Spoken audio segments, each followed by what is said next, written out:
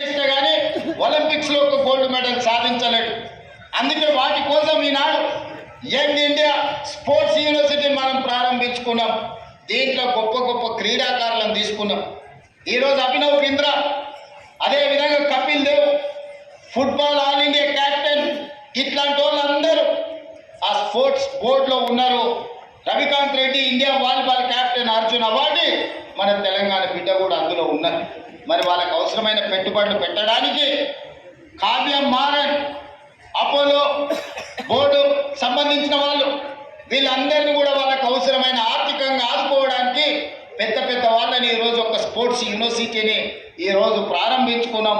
తొందరలోనే 10-12 ఏళ్ళు SC ST BC residential స్కూళ్ళలో చదువుకునే పిల్లల్లో ఉండే క్రీడా నైపుణ్యాన్ని గుర్తించి వాళ్ళని తీసుకొచ్చి యూనివర్సిటీలో శిక్షణ ఇచ్చి 2036లో తెలంగాణ నుంచి ఒలింపిక్స్లో గోల్డ్ మెడల్ సాధించడానికి ఈరోజు ప్రణాళికలు సిద్ధం చేస్తున్నాం.